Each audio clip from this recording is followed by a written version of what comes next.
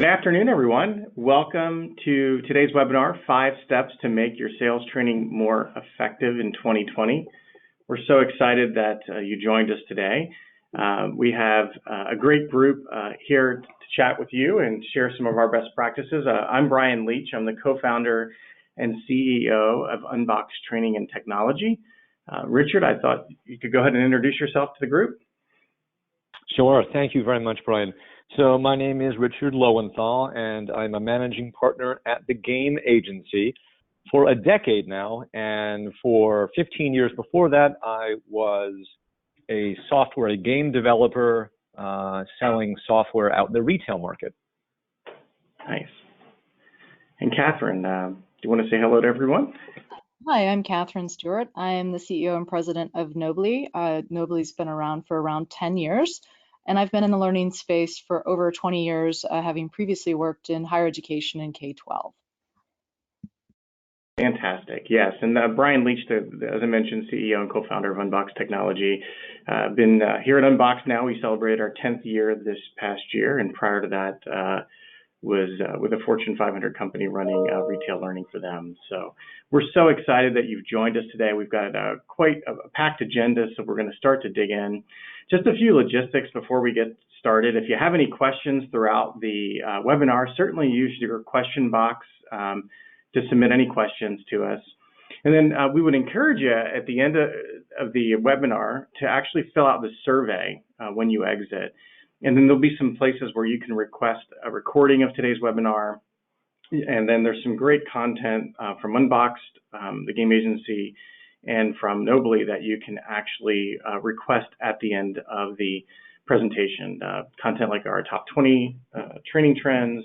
The Game Agency has an infographic on games and matching them to performance objectives, and our partners at Knowbly will also allow you to register for a complimentary instruction design review. So some fun takeaways for your time today. So make sure you fill out that survey to request that information at the end. So jumping in today, we're going to cover quite a few topics. We want to talk about how to create easy and engaging tools that you can use to create a blended program for your team, how to effectively prepare and excite your team for training, very important steps in the learning process. We're going to talk about some proven ways to apply and practice learning, and then some actionable tips to really reinforce training to go beyond the knowledge and impact that you're trying to drive with that particular training. Also, we want to talk about methods to analyze training results and prove out the ROI. How can we create value for our sales leaders to really help them understand the impact of the work that we're doing? The important thing before we dive in, I believe you may have seen this question in our pregame. Richard, I don't know if you have that data, you can talk to it, but recently Forbes magazine did a survey with sales leaders, and they asked this question: what percentage of your sales reps lack the fundamental skills they need to actually perform their job? And I kind of found the results a little shocking, but kind of what do you think? What are you seeing out there in your organization? Go ahead and maybe type that in that chat box over there to the side. And what sort of, if you think about your total group, what percentage of them do you believe actually lack those skills they need to be successful? Try to get your juices. And by the way, Brian, I have of the 30 people that played the Jeopardy game before today's webinar, I have a data point to share in terms of how many people answered the question correctly. So I'll let you know that 33% of the people that played the game answered that question correctly as per the answer that Forbes magazine gave. So only a third got it right. Yeah. So the number was shocking. About 55% of sales leaders said that their teams didn't have the skills that they need. And, and there's lots of obstacles that get in the way, and we're going to talk a little bit about those today and how to really create a better learning experience for your learner to really overcome that gap. If you think about half of your team not being prepared or ready, that's a pretty big opportunity to really improve the effectiveness of your training. So by the way, Brian, I do think that there's just as you go back to that just for a second. So there's a discontinuity between what we in the learning and development industry feel, right? Because only a third of the people that played this got that number correct. So there's a knowledge gap in terms of what we think, in terms of having our salespeople ready and what the reality is. Absolutely. So we want to talk a little bit about how to make that learning experience better. How do we close that gap, to Richard's point? And there's 5 areas we're going to talk about today. Think of this as a framework to kind of organize our thoughts and to really help thinking about how to improve that experience for your learner. We're going to talk about measure, excite, educate, apply, and reinforce. And when we talk about these, we are going to talk to them in sort of an order today, but also know that they're not always linear. You can move around, but each stage is important. So you don't necessarily want to skip the steps, but you may, have a reinforcement activity prior to an application, for example. So there's some sequential ordering that's not always important, but having all 5 stages is pretty important to driving a successful program. With measure, we're going to talk about, starting with strategy and a little bit about Kirkpatrick's model and how to potentially use that. And that's one of the best practices that we all use here. And we wanted to share a little bit about that with you and just kind of what we've learned.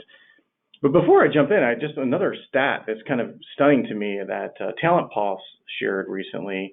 And it was a survey that they did with a number of U.S. organizations that spend over $164 billion in training. And only 21% of those who responded say that they're actually measuring the learning that's used on their job. So there's almost 80% that are not. And so if you think about the value we need to really create for our sales leaders, about almost 80% of us are not able to necessarily create that value for our sales organizations or translate that value back that we're creating in a meaningful way.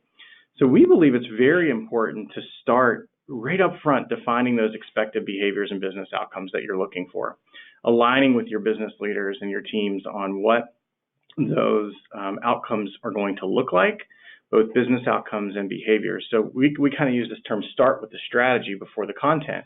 And that's a really important learning that we've found over the years that really helps teams become more effective in creating that business value. By the way, so sorry, just want to add in one of the other questions from the Jeopardy game was asking everybody how much is spent annually on training, and it's a whoppingly huge number, right, as you showed earlier. But interestingly enough, only 22% of the folks that played the game got that number correct. So it's just a data point. Yeah, absolutely. Yeah, thanks, Richard. If you're familiar with Kirkpatrick's model, there's really 4 levels. There's this level of reaction that you're measuring from the learner. We call that level 1.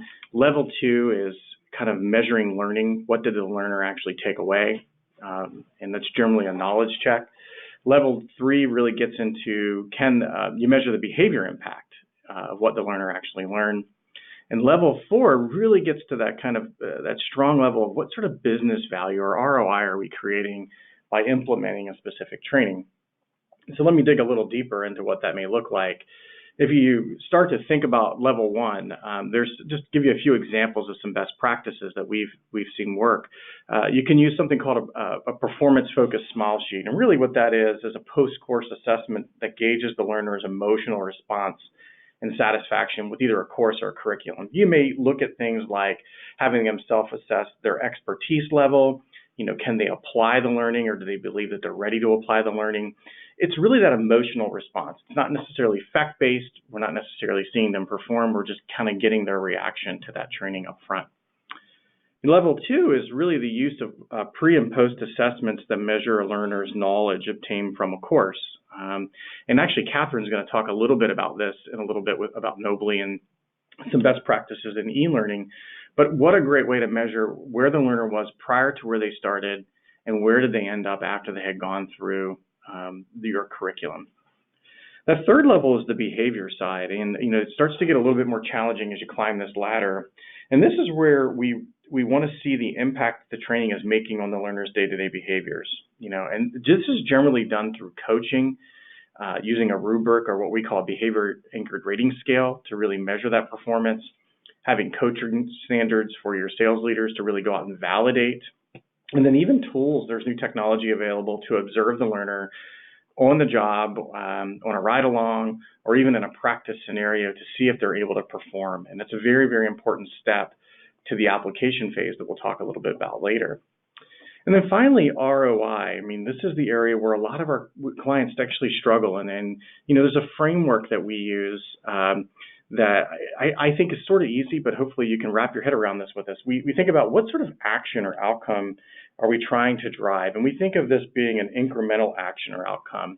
And in this example I'm going to share with you, I've got 2 actions. You don't have to limit yourself to 2. There could be 3, there could be 4, but ultimately we're trying to create a value from those actions and understand the return on investment from that particular action that we're taking. So let's give you a really good hypothetical example. Let's assume that I have 2 actions that I want to measure in my program. One is, really having 100 learners complete our new sales training program that we're going to create. And I'm going to have another action where I'm going to increase their speed to competence by 50%, those same 100 learners. And what we mean by that is we're going to shorten the timeline from 10 weeks to 5 weeks to help them be more productive sooner and faster to create value. And so my value that I'm placing on those 2 actions for the first one is that the reps will increase their average sale by $250, meaning I'm confident through this wonderful training program, we're going to give them more knowledge, more skills, and give them the right behaviors to really make a better recommendation to the client. And then that 5 weeks, by cutting that learning time in half from 10 to 5, my hypothesis here is that we can actually generate $1,000 per week that learner is productive. And that's kind of a conservative example for a B2B company, for example, meaning that they'll generate $1,000. So if you think about that for a second, my 100 learners times that 250 is 12,500. And if I think about those 100 learners over that 5-week period generating $5,000 in revenue each, I get to $512,500 in value. And if we just say hypothetically that an average program is a couple $100,000 to build out, that's really giving you a robust, sales and leadership program. We're producing a 61% ROI, or in simple terms, we're returning $1.61 for every dollar spent back to our organization. Doing this upfront and early and often in your process and aligning these sort of metrics at each level with your sales organization and leaders, we have found to be very, very critical. It creates more buy-in. They tend to help you invest in the program. You don't always have to get your dollars from your training organization. Sales leaders, if they believe in it, will invest in it. And more importantly, they'll be partners with you throughout the process to kind of help measure each level. All right. So with that, I am going to pass it on here to Richard, right? Yes. Yeah, Richard, are you ready? Indeed, that is. I should make sure you're ready, Richard. I was born ready. Absolutely. Talking about excitement. Absolutely. All right. Absolutely. So, I found I've been in the education business for over a decade now, and I find that what tends to happen is that there's an overemphasis on the intellectual aspects of wanting to shunt information from my brain to yours, and I really need you to know these things. And there has not been sufficient attention and investment made in exciting the learner, and in doing that, in exciting them intellectually, exciting them emotionally. And a lot of what we're going to talk about right now is how to really tap into that emotional side, because that's where we are more effective as learners if we are interested in the material, if it's meaningful to us. So a lot of what we're going to talk about right now is how to tap in as much to the person's heart as it is into their brain. So there are 4 areas that we're just going to delve a little bit into, which is interactivity of the content. And that is critical, because what we're really trying to do here is to ensure that we have active involvement between the learner and you and your content. We want to do our very best to avoid passive learning. We really need to make it an interactive exchange of information and involvement. Gaming is a critical part of that. We'll see that in the form of whether it's large simulations or micro games. Live action, actually having humans that you're seeing do what you need to do and be able to better envision yourself undertaking those roles. And then animated video has an important place as both from a visualization perspective as well as in maintaining budgets, because live action video can be expensive. So here are the 4 best practices. So Brian, ding. Next slide, please. Got it. Thank you. All right, so we've got a question here. This is part of our interactivity. So we are asking you in the audience to please interact with us. So what percentage of L&D professionals surveyed were willing to recommend their own L&D programs to their peers? So if you would please just type in your answer in the little chat bot area, and we'll see what you came up with. And while you're doing that, let me ask everybody a question. Many, if not most of you, probably bought something this holiday after Thanksgiving on Black Friday or Cyber Monday. And I would ask that you think about something. When you were going to buy that TV set or that computer or that sound bar, like I did, when you were looking at the reviews, at what point did you say, if this sound bar did not get at least a X% that they would recommend this sound bar to their friends and family, at what point would you not buy that sound bar? Well, I'll just say, for me personally, it was at least 90%. If I didn't see a 90% positive that, yes, I would share this with Brian. Brian, you should buy this sound bar. I wouldn't buy it myself. So this is the same question. At what percentage would you say, wow, if I wouldn't recommend this to my colleagues, then I don't think it's good. So what are we seeing? What if somebody could help me and say, well, what are some of the answers that we're seeing in that, in the chat box? Anyone? Yeah, Richard. I mean, we've got a lot. We've got folks saying 25%, 23%, a number at 50, 60%, and then there's a few who are saying, "Hey, I'm proud of the work I'm doing out here. I would recommend it." But a lot of folks are in that 50 to 65% range. So, it begs the question. So the answer here is that right now, according to industry studies, less than 1/4, so 25% of learning and development professionals would actually recommend their own program to a colleague. So what this is saying is that there's a lot of self-awareness that's saying, look, I don't think that what I'm doing right now is kind of up to snuff. No, it's up to what I know it can be. So, we're here to help, and other wonderful companies are here to help you go from that 25%, at least to 90%. So there's a big opportunity. But I think the most important thing here is that there's self-awareness that what's being done right now can be better. Anyone want to add anything before? Is that okay? We'll go here. No, Richard, it's fun to see the responses. There's some folks out there, they're saying that's so sad, So I think that to your point earlier, I think your example of just your personal shopping experience is good. We want to be proud of the work that we're doing, and we all want to be excited to show it off. Yep. And by the way, I did buy the JBL soundbar, and I'm very happy. It got a 93% share rating, so I'm quite pleased. Okay, so we want you to be successful. We all want to be successful. We're here to help you be successful. At the end of this, in 40 minutes, when everyone leaves this, we want you to take away okay, this is what I'm going to do to be successful. And here are 5 ways that you can make your next sales training successful. So have these, have your checklist and say, am I doing these? So the first one really speaks to embracing those frontline managers that are going to be part of this initiative, making them feel a sense of ownership and responsibility and a say in how this rolls out, what's included.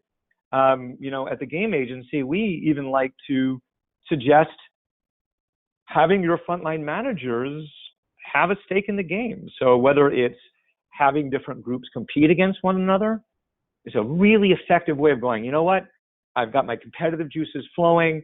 I'm going to have frontline managers competing against one another, but most importantly, have them be a part of that upfront planning, and you'll see wonderful results as a result of that investment that you make in that relationship with those frontline managers. The next one is to really work hard on building out that strategy that Brian was already referring to a few slides back, and communicating that with the people that are paying for the program, and as well as the people that are going to be taking your actual courses. Make sure that you're effectively communicating what that strategy is for this training. You know, too often training just doesn't do that. There's a presumption that you're going to take this no matter what, and I think if we can eliminate that presumption, we'll be able to create far more effective training. The next one is one where, like, it's kind of a Homer Simpson moment, like, you really need to have an understanding of what are the technical requirements for this training, and really work hard to ensure that when you're rolling out all of your programs, that you have done a very good job of ensuring that everyone can actually partake. And too often that's not the case. So it's an important element on the checklist. The next one comes back to what Brian said earlier, which is about measurement and relevance in the organization. It's so important to know whether or not the folks that you're building your training for and where the budgets are coming from are all in agreement, maintaining alignment that the reason we're doing this is because we have to drive this kind of return on investment. So was it column A that really our only goal is to increase the per salesperson revenue by $125, or indeed is it $1,000? So gain that clear relevance with the change initiatives and exactly how you're going to measure them. And then the last one really comes down to what I consider to be very much of a kind of a humanistic approach to your training. We're all here, every single person in this webinar and on this phone right now, we're here to make an impact on people's lives. As we are training people, they're going to be doing their jobs better. And when they do their jobs better, they're going to perform better for the companies. But really understanding at the fundamental level, how is this training program going to impact the lives of the people that are taking it? Having that empathetic hat on will help you build out your training program to everyone's benefit. Anyone want to add anything to that? Did I miss anything? I know I spent a lot of time on that, but please feel free. Richard, I think you did. I think you did a great job. I think that the excite phase tends to get often missed. People jump right to execution and jump right into the learning and don't really spend time, really managing the change inside of a sales training program. And it's not easy, right? There's behaviors changing, buy-in that's required, and I think what you shared is definitely what we have found to be very effective too. Okay. So, and by the way, speaking of time, I realize that I am expounding a little bit too much, so I'm going to go a little bit quicker as much as I want to stay on these. So, interactivity. So again, our goal here is to make sure that we're having a dialogue with the learner. Having a one-way transmission of data is highly ineffective. We'll see in a few minutes why that is the case. But what we need to do is these three clear concepts. We need to ensure that whatever interactivity that we're doing is meant to help the learner actually use the information that they are being imparted. So we really want them to exercise their brain with these core concepts of what they need. So these are the things I need to do. I need to practice and use them in real time. And so prioritize that application of the data. I've heard it said that this interactivity is meant to literally have the learners engage with data, and it's that engagement with the data, that manipulation of the data, that drives the information into the long-term memory. Activate that learner emotionally. We spend a lot of time at the game agency on this. We want people to be excited and enjoy, and dare I say the three-letter word, have fun with their learning. When these things happen and you create a positive emotional association between your learning content and the learner's engagement with it, great things will happen. So we use games as that way of creating that positive reinforcement loop. Wow, I'm playing it. The better I am answering questions and actually using the knowledge that I need to know, the better I use that and display it, the better I'm going to do in the game. The better I do in the game, the more I'm going to climb the leaderboard. So you're creating a really positive association. And then use your interactions wisely. Don't get too complicated, right? This is a perfect example of KISS, right? You want to keep it simple for the student. Notice I changed that last S. So have your concepts being brought forth in a way that isn't distracting to the learner. So remember KISS. So we all have to keep in mind that people learn in different ways, right? We have the different modalities of learning. You have folks like that are more visual, that need to watch a video. By watching a video and listening, they are able to absorb and retain things better. Other people need to read. Other people need to have physical kinesthetic activities. So when you're playing a jump game and actually doing things with your body, that actually involves more muscle memory of engaging with that learning. So one of the really neat things that you're going to want to do with your interactions and your activations is you're really going to want to first get the learner warmed up.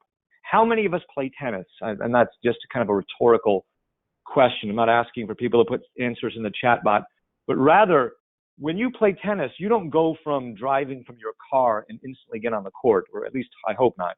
You want to warm up a little bit. So you might go hit a few balls against the wall, stretch a little bit.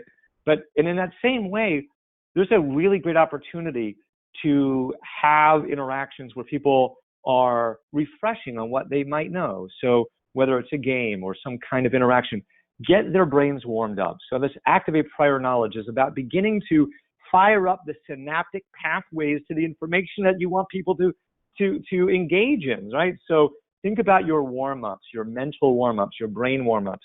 Then you want to make sure you're delivering them the content that they need to where they are, whether they're in the field or in an office. Make sure that you're giving them and providing them access to the information in the ways that they truly will use it and need it. Really going back to understanding that learner, that 0.5 of the success chart we talked about earlier. And then really want to use your assessments as a way of driving that information deep into the person's brain so that they can improve their recall, establish connections between the information and their usage of the information. You want to have those synaptic links that you create in your brain. And then you want to provide reinforcement. And all of that is done through games and all of the other interactions that we just spoke about and we'll touch on right now as well. So Brian, if you would, we talked a little bit about the need and the value of having real humans up on a screen. So as you're creating live action videos, those can be expensive, granted, but they have their place within the spectrum of interactions that you create. And thankfully, there are also wonderful new tools available to all of us for creating really nice looking and inexpensive animated videos.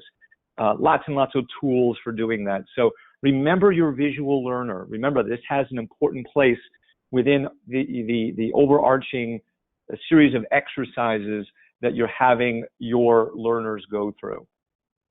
Next slide, please. Yeah, and Richard, just to add a little bit to what you're saying here, I mean, the storytelling is really about the what and the why this is important. Why are we changing? Why are we going on this learning journey? Why do I want to care about it as a learner? And, that is something early and often you want to make sure we hit early in our program design. Oh my goodness, you're absolutely right. And I apologize for just kind of, I'm a little conscious of time, but we all learn through storytelling and really creating stories that enable the learner to visualize themselves in that particular setting are tremendously powerful. So remember the learner, what are they going through? What experiences do you need them to go through in the learning so that when they're actually doing it in real life, they've already practiced it, they're already there. This next slide is It's an important one. However, it would take me I can spend an hour on this one slide. I'm not going to, but I could. As you're building out your strategies for learning, an important component of your strategy is your overall performance objectives. What behaviors am I looking to change? What am I trying to have the learner be able to do at the end of the training? And it's critical that you map those performance objectives against different kinds of games. Different game mechanics will emphasize different kinds of outcomes and objectives that you can pull forth. We're going to send this out for those of you that want it, and for anyone that has a question as to how to triangulate your performance objectives to the kinds of skills and game mechanics that you need. We're at your leisure to do so at another time. Just know you have to do that triangulation. Not every game will do the same thing. So I'm going to hand the baton over. Thank you, Richard. Thanks very much for explaining all of that. And we're going to talk a little bit about educate. And as Richard said, we are making sure that we use your time wisely. So we will be sending the deck out after this. So if there's any questions that you have about things that I might walk through rather quickly, please let me know. All right, today we're going to talk about designing effective content. This is one of my favorite topics. It's sort of a little bit like you have games, you have interactivity, you've got objectives, you've got a lot of things, almost like making a collage. Somebody tells you, go out and make a collage and put it together, and here's 5,000 photos, but you can only choose 100. How do you do that? And how do you make sure that that collage gets what the point that you want to get across to the people you're trying to do that for? Very difficult sometimes, but we're going to give you some themes and some things that you can do to help with that. We're going to talk about assessing understanding and how valuable that is for the learner to have regular checkpoints throughout the learning pathway to be certain that the learner is not only engaged, but also that the learner is actually understanding what they may or may not be missing in their interpretation of some of the content. We'll talk about measuring content performance briefly, as well as the overall concept of e-learning and that terminology of e-learning and how that is really thrown about when you say you're part of learning, you're part of e-learning, you're part of interactivity. What does that mean? And then we'll talk about instructor-led training as well. So next slide, please, Brian. We have a very interesting stat that's been thrown up here. 71% of sales reps take over 6 months to ramp up. Be curious if you could, in the question box, just let us know, is this something that's true for your team? Do you see this as true for your sales team? We know that sales teams do have unique challenges, that it is very different training up a sales team than it is necessarily in training up other types of teams. And we actually think that the 71% is a very true assessment throughout some of the things that we've encountered with our clients. But we'd be curious to hear from you and hear whether or not you're thinking that 71% is something that rings true for you. By the way, Catherine, only 1/3 of the people that played the Jeopardy game at before the webinar got this number.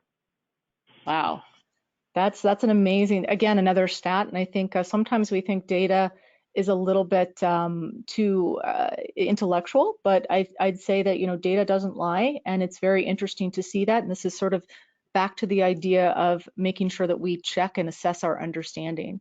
It's a very interesting thing. Yeah. All right, so I'd say that I'm seeing here that some folks are saying largely yes, that does reflect. So it's interesting to see that.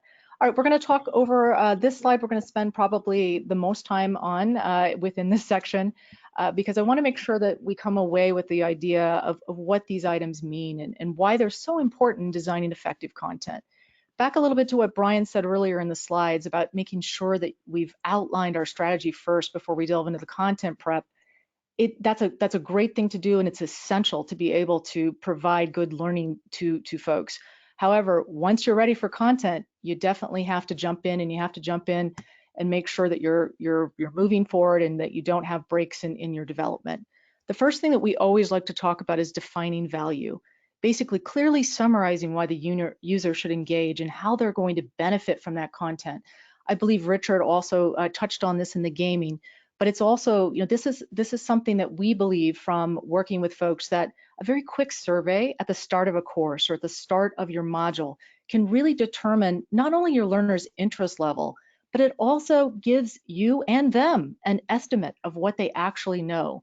What's very surprising, we found that if you put a survey together when you're designing your content that requires no more than 2 minutes to complete, and that includes just very quick questions, not simply about the areas that a learner may or may not have an understanding of, but also some personalized questions about favorite colors or even television shows, that you're going to get an engaged learner. And why is that? Number one, people like to take quick surveys because they think, oh, this is easy. I already know how to sell, or I already know how to do this. They also like to be able to say, green is my favorite color, pink is my favorite color, etc. And if you throw some fun things in like television shows, it's great to do as well. Why would we do that? Well, think back to actually what Richard was talking about when you went out maybe on Black Friday or Cyber Monday and you bought something about recommendations.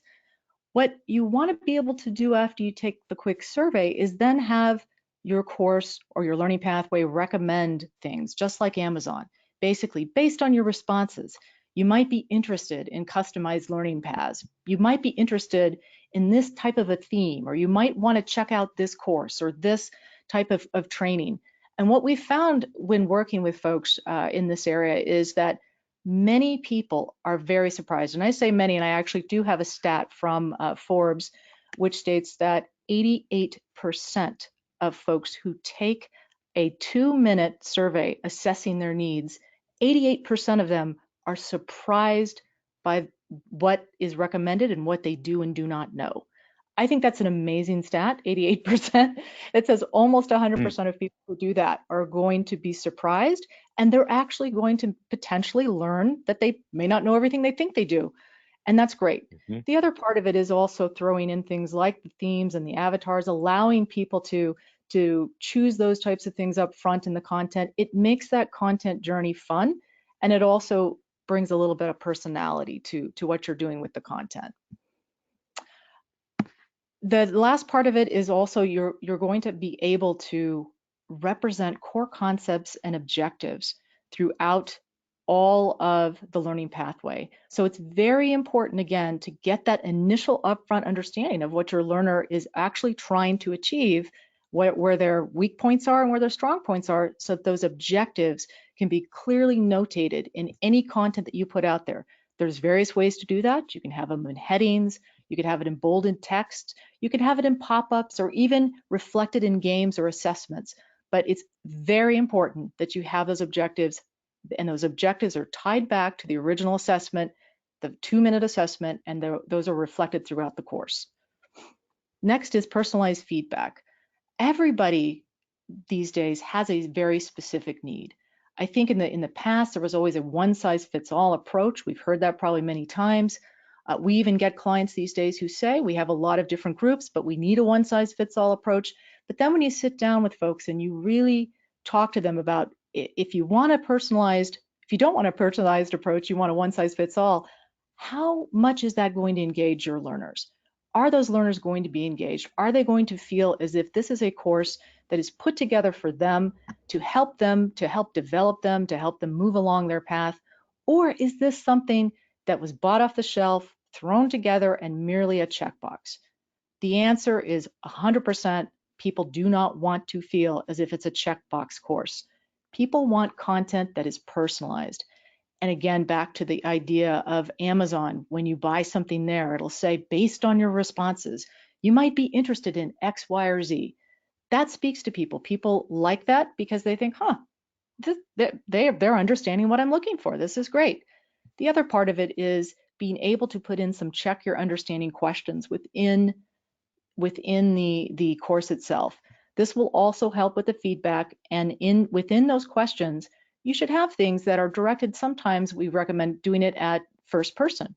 First person really helps people think, wow, they're taking an interest in me. They're understanding what I'm looking for. And then mapping it again back to those objectives, extraordinarily important. Next is making the content relevant. That might sound like, again, I think Richard, you said a Homer Simpson duh moment. I think it's very similar. But you'd be surprised how many folks actually don't think about making things relevant. How do I do that? How do I make the content relevant? How do I make sure that the learner who is engaging in this content actually feels as if it's worthwhile? Again, going back, making sure that you refer to specific objectives or outcomes throughout the course. But another piece that we found very, very important is making sure that the learners are able to see how much progress they're making against the particular objective. It's very important. People like challenges. Salespeople love goals. They love to have a challenge. And we found that if you have something there that shows, wow, I've made 70% of progress against this objective. I'm very close to getting this. And then at the end, what am I going to get from that? That's very important. So all of the content needs to feed into the objectives, feed into that personalized approach, and make it relevant to that end user by making them feel as if this content is going to help them. Second to last, determine comprehension. Determining comprehension is not as difficult potentially as people may think. Simply, putting together some various tests, some assessments, that's great. But gamification is actually what we found is the best way to determine comprehension. Simple tests, people tend to go back sometimes, they memorize things, they come back and try to retake the test, X, Y, Z. What we found with gamification, things like what the game agency does, is very, very important. It's very important because it will mix up your outcome and means that people actually need to comprehend things in order to be able to be successful at the game. Sales folks love this, and in fact, what we found is that if you're able to incorporate some kind of a leaderboard or anything like that with sales teams, you put a gamification of determining comprehension within your content, you will get results. We found, I think, 92% will get 100% of comprehension, which we think is great of the clients that we've worked with. And these are some global large clients who came to us with issues of our sales team not comprehending. We give them tests, they don't get what they need. Incorporate that gamification, make sure it's randomized, put a leaderboard in place, make sure it's in there, tied back to your objectives, you're going to get the results that you want. And then lastly, ensuring portability, again, might sound like something that everyone thinks about these days, but I wanted to bring some additional stats out that a typical smartphone these days has between 60 and 90 apps installed, which I find amazing, right? And the average smartphone user uses over 30 apps per month. So they're using about a third of those apps per month. And out of that, the average user watches content from over 10.4 streaming video services per month. What does that tell you? It tells you a few things. It tells you, number one, you need a centralized location to go for your content because people are used to that with their phones. So things like Unboxed, what Unboxed offers you through their Hub 360 and other places, great representation of what people are used to. Second, it tells you your content has to be portable. You need to be able to deliver that content at the point of need. You need to be able to have your sales reps and all of your learners be able to access that content if they're sitting on the sofa, if they're on the subway, if they're on an airplane, or if they're in front of a computer in the classroom. All of those things are important. It's what people are used to. It's what they need to do. All right, Brian, next slide. Last, assessing understanding. Assessing understanding, we talked a little bit about in the Check Your Understanding. I wanted to have a separate slide on this because, again, it is extraordinarily important to ensure, this is the number one thing that folks forget to do when they prepare content, is ensuring that they have the Check Your Understanding throughout any course, any module, any microlearning that's there. You absolutely must. We recommend, based on the length of the module, when we'll do an instructional design review, we will recommend that after 5 minutes of screen time, 5 minutes of screen time, you need to have a Check Your Understanding. Very, very important because people tend to sit in front of a screen for 5 minutes and then they might wander, they might forget. So it's extraordinarily important within 5 minutes of screen time to be able to have some sort of Check Your Understanding. It can be done through pop-ups, can be done through simple tests, gamification, various other things. So very, very important. By the way, Catherine, Yeah. Yeah, before we leave this slide, I just wanted to add, because it's interesting. If the learners know that that's coming, that every 3 or 4 minutes, or as you said, at the maximum 5 minutes, but that there will be knowledge checks to understand it, they will be more apt to actually pay attention to what they are reading or watching. So it actually ends up being a win-win, because not only are you able to understand and be able to know what do my learners know, but you're forcing them to actively pay attention. So it's a big win-win for both the learner as well as the educator. Absolutely. Thank you, Richard. Absolutely. All right, Brian, next slide. I'm going to just state that you do need to measure content performance, but we'll be moving into that in a little bit later. So we can go to the next slide for that. And with that, I will be turning the reins over. Yeah, thank you, Catherine. So we've really kind of worked our way around here, talking about measurement, exciting the learner, educating the learner, and then we're really getting to application. And, application's really where we're practicing and people are applying what they're learning, and really able to get to that content in a really easy way, practice, understand the effectiveness, of their skills, of their behaviors.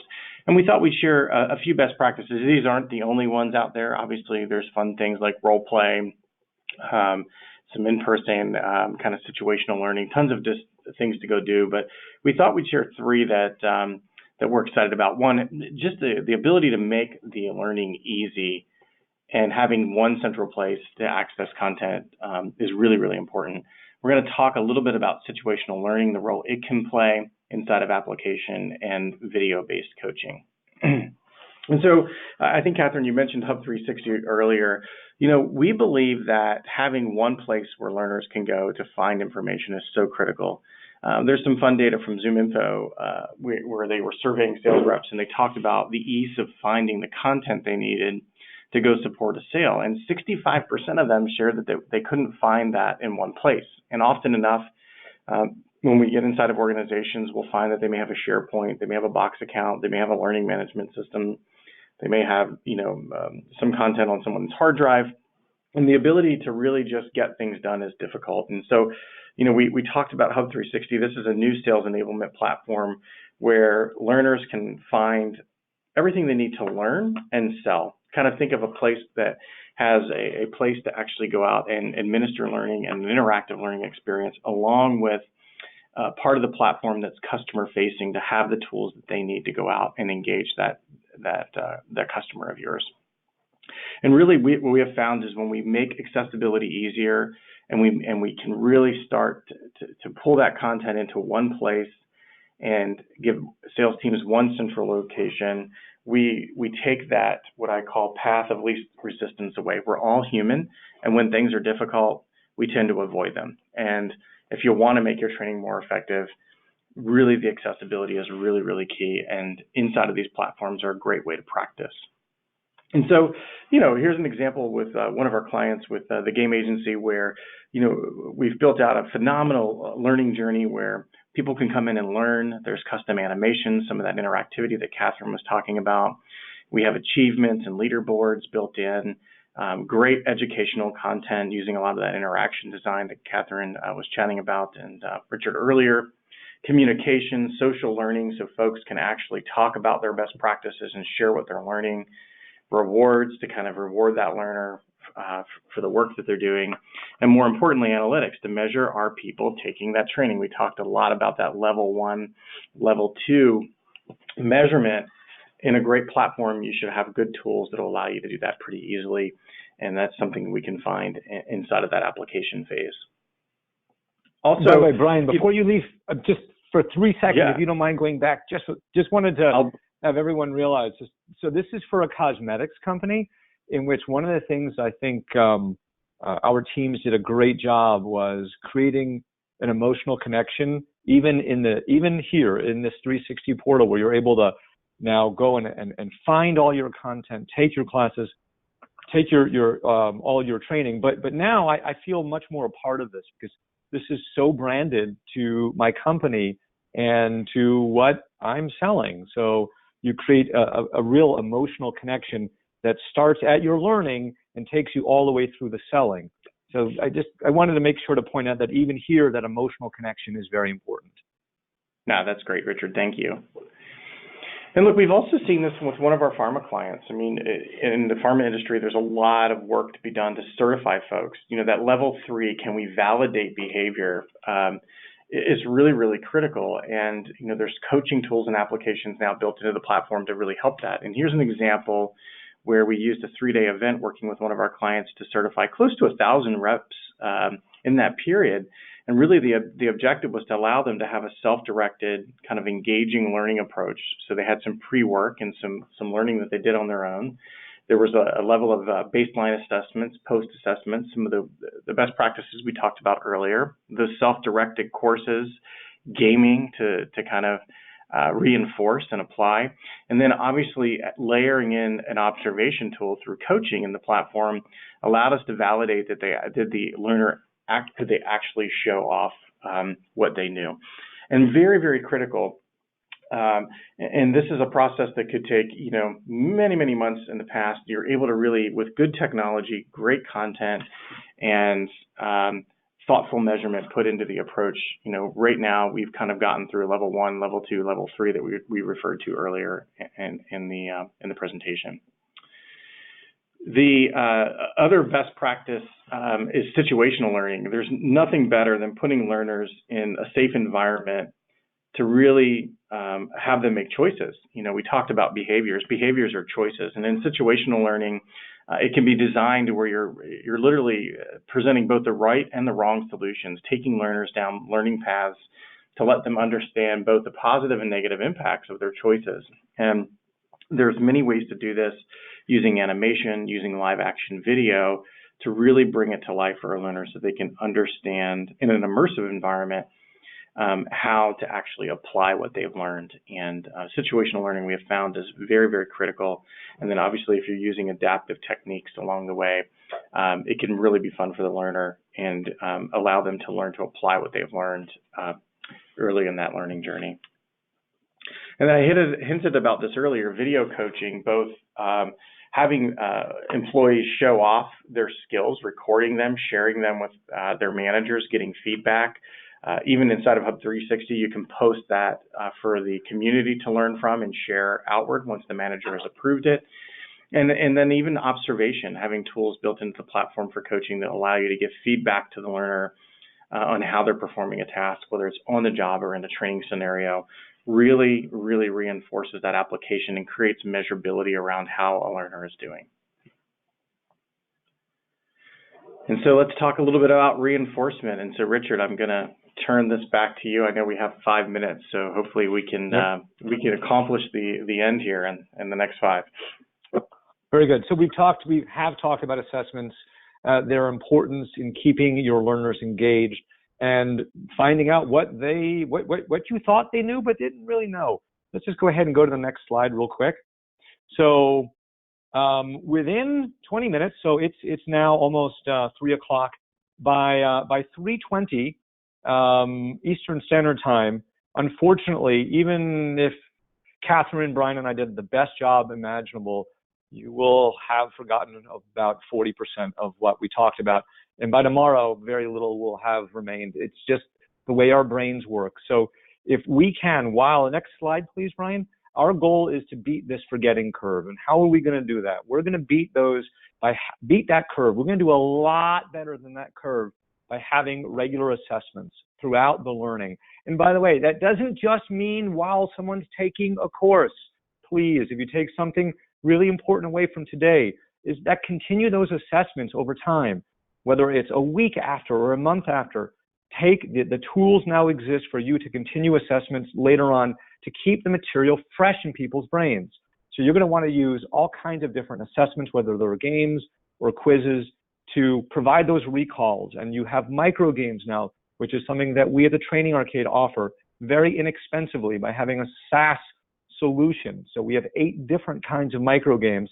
Next slide, please, Brian. That allow you to do, well, you have the different games with the goal then of being able to measure the outcome. So earlier on, Brian talked about needing to set your KPIs at the very front end. As you are having your employees, as you're having your learners take their assessments, you're going to be able to measure them very effectively to understand what do they know at the individual level, so we can have perhaps a one-on-one with me and Catherine can tell, Catherine can assess that, Richard, you really don't know anything about the product you're about to sell, do you? Or you can have those at the group level and understand that 78% of my learners don't know the dosage rate for this particular drug with this group of patients. So data is now at your fingertips. It's very easy to obtain with tools such as the Training Arcade, as well as those in Spoke. So why don't we use the next 2-3 minutes, see if there are any specific questions that people have about this learning experience. And certainly we're also, of course, available for follow-up. But please go ahead and put any questions that you have into the question area.